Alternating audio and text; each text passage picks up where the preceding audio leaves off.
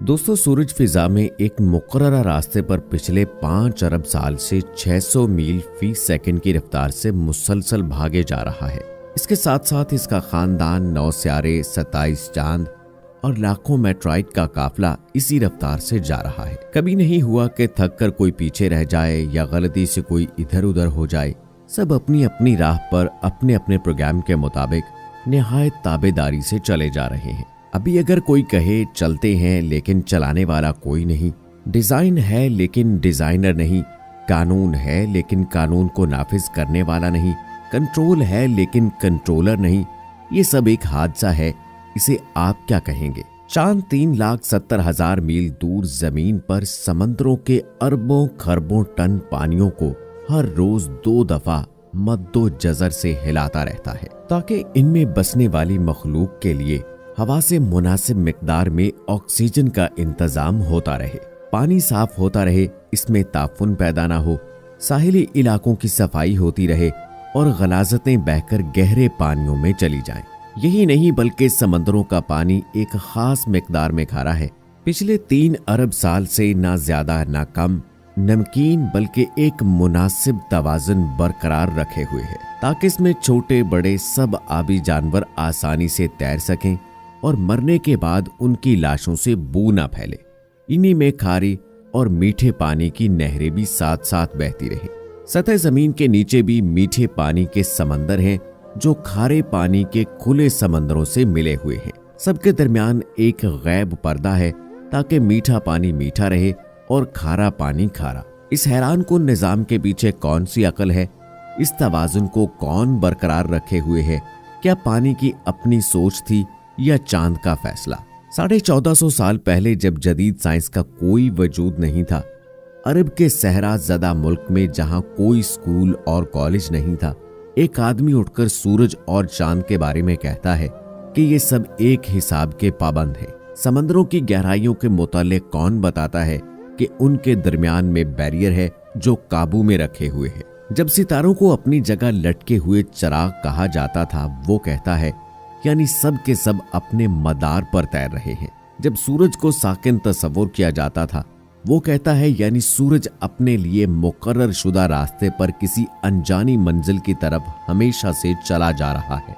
जब कायनात को एक जामिद आसमान यानी छत कहा जाता था, वो कहता है ये फैल रही है। वो नबातात और हैवानी जिंदगी के बारे में बताता है कि इन सब की बुनियाद पानी है। अल्बर्ट आइंस्टाइन अपनी दरियाफ्त कवानीने कुदरत अटल हैं पर जदीद साइंस का बानी कहलाता है।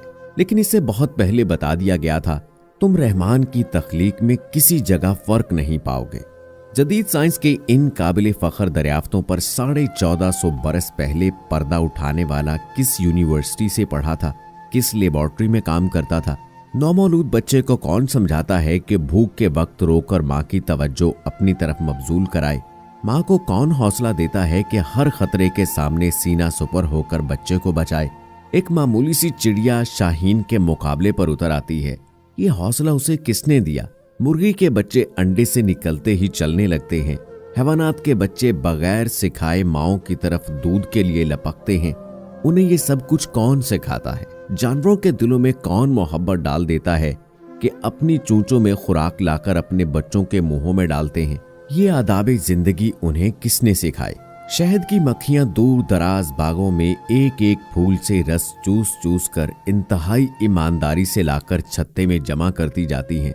इनमें से एक माहिर साइंसदान की तरह जानती है कि कुछ फूल जहरीले हैं, उनके पास नहीं जाती। एक काबिल इंजीनियर की तरह शहद और मोम को अलहदा अलहदा करने का फन भी जानती है। जब गर्मी होती है तो शहद को पिघल कर बह जाने से बचाने के लिए अपने परों की हरकत से पंखा चलाकर ठंडा भी करती है। मोम से ऐसा घर बनाती है जिसे देखकर बड़े से बड़े आर्किटेक्ट भी हैरत ज़दा हैं। लाखों की तादाद में ऐसे मुनज्जम तरीके से काम करती हैं कि मिसाल नहीं। हर एक में ऐसा रडार निजाम नस्ब है कि वो दूर दूर निकल जाती हैं लेकिन अपने घर का रास्ता नहीं भूलती। इन्हें जिंदगी के ये तरीके किसने सिखाए? इन्हें ये अकल किसने दी? मकड़ा अपने मुंह के लुआब से शिकार पकड़ने के ऐसे जाल बनाता है कि जदीद टेक्सटाइल इंजीनियर्स भी इस बनावट का ऐसा नफीस धागा बनाने से कासिर है। घरेलू चूंटियां गर्मियों में मौसम सरमा के लिए खुराक जमा करती हैं, अपने बच्चों के लिए घर बनाती हैं, एक ऐसी तंजीम से रहती हैं जहां मैनेजमेंट के तमाम असूल हैरान कुन हद तक कार फरमा हैं। ठंडे पानियों में रहने वाली मछलियां अपने अंडे अपने वतन से हजारों मील दूर गर्म पानियों में देती हैं, लेकिन उनसे निकलने वाले बच्चे जवान होकर माँ के वतन खुद ब खुद पहुंच जाते हैं। नबातात की जिंदगी का साइकिल भी कम हैरान कुन नहीं। जरासीम और बैक्टीरिया कैसे करोड़ों सालों से अपनी बका को कायम रखे हुए हैं। जिंदगी के गुर उन्हें किसने सिखाए? सोशल मैनेजमेंट के ये असूल उन्हें किसने सिखाए? क्या जमीन इस कदर अक्लमंद है कि इसने भी खुद ब खुद लैलो नहार का निजाम कायम कर लिया? खुद ब खुद ही अपने महवर पर 67.5 डिग्री झुक गई ताकि सारा साल मौसम बदलते रहें, कभी बहार, कभी गर्मी, कभी सर्दी और कभी खिज़ां, ताकि इस पर बसने वालों को हर तरह की सब्जियां, फल और खुराक सारा साल मिलती रहे। जमीन ने अपने अंदर शुमालन जनूबन एक ताकतवर मकनातीसी निजाम भी खुद ब खुद ही कायम कर लिया, ताकि इसके असर की वजह से बादलों में बिजलियां कड़कें जो हवा की नाइट्रोजन को नाइट्रस ऑक्साइड में बदलकर बारिश के जरिए जमीन पर पौधों के लिए कुदरती खाद मुहैया करें। समंदरों पर चलने वाले बहरी जहाज, आबदोज और हवाओं में उड़ने वाले तैयारे इस मकनातीस की मदद से अपना रास्ता पाएं। आसमानों से आने वाली मोहलिक शुआएं इस मकनातीसियत से टकराकर वापस पलट जाएं, ताकि जमीनी मखलूक उनके मोहलिक असरात से महफूज रहे और जिंदगी जारी रहे। जमीन, सूरज, हवाओं, पहाड़ों और मैदानों ने मिलकर समंदर के साथ समझौता कर रखा है, ताकि सूरज की गर्मी से आबी बुखारात उठें। हवाएं अरबों टन पानी को अपने दोष पर उठाकर पहाड़ों और मैदानों तक लाएं। सितारों से आने वाली रेडियाई जर्रे बादलों में मौजूद पानी को इकट्ठा करके कतरों की शक्ल दें और फिर ये पानी मीठा बनकर खुश्क मैदानों को सैराब करने के लिए बरसे। जब सर्दियों में पानी की कम जरूरत होती है तो ये पहाड़ों पर बर्फ के जखीरे की सूरत में जमा हो जाता है। गर्मियों में जब ज्यादा पानी की जरूरत होती है तो ये पिघलकर नदी नालों और दरियाओं की सूरत में मैदानों को सैराब करते हुए वापस समंदर तक पहुंच जाता है। एक ऐसा शानदार मतवाजन निजाम जो सबको सैराब करता है और कुछ भी जाय नहीं होता। क्या ये भी सितारों, हवा और जमीन की अपनी बाहमी सोच थी? लबलबे खून में शुगर की एक खास मिकदार को बढ़ने नहीं देते।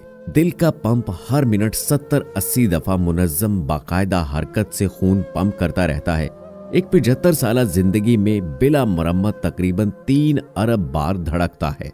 हमारे गुर्दे सफाई की बेमिसल और अजीब फैक्ट्री हैं, जो जानती है कि खून में जिस्म के लिए जो मुफीद है वो रख लेना है और फुजलात को बाहर फेंक देना है। मैदा हैरान कुन केमिकल कम्प्लेक्स है जो खुराक से जिंदगी बख्श अज्जा मसलन प्रोटीन, कार्बोहाइड्रेट्स वगैरह को अलहदा करके खून के हवाले कर देता है और फुजलात को बाहर निकाल देता है। इंसानी जिस्म में इंजीनियरिंग के ये शाहकार, साइंस के ये बेमिसल नमूने, छोटे से पेट में ये लाजवाब फैक्ट्रियां, क्या ये सब कुछ यूं ही बन गए थे? दिमाग को किसने बनाया? मजबूत हड्डियों के खौल में बंद पानी में ये तैरता हुआ अकल का खजाना, मालूमात का स्टोर, अहकामात का सेंटर, इंसान और उसके माहौल के दरमियान राब्ते का जरिया, एक ऐसा कंप्यूटर के इंसान उसकी बनावट और डिजाइन को अभी तक समझ नहीं पाया। लाख कोशिशों के बावजूद इंसानी हाथ और जहन का बनाया हुआ कोई सुपर कंप्यूटर भी इसके अशर अशीर तक नहीं पहुंच सकता। हर इंसान खरबों खलियात का मजमुआ है, इतने छोटे के खुर्दबीन की मदद के बगैर नजर नहीं आते, लेकिन सब के सब जानते हैं इन्हें क्या करना है। यूं इंसान का हर एक खुलिया शऊर रखता है और अपने वजूद में मुकम्मल शख्सियत है। इन जीन्स में हमारी पूरी प्रोग्रामिंग लिखी है और जिंदगी इस प्रोग्राम के मुताबिक खुद ब खुद चलती रहती है।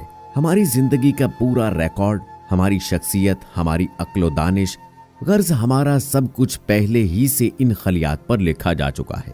ये किसकी प्रोग्रामिंग है?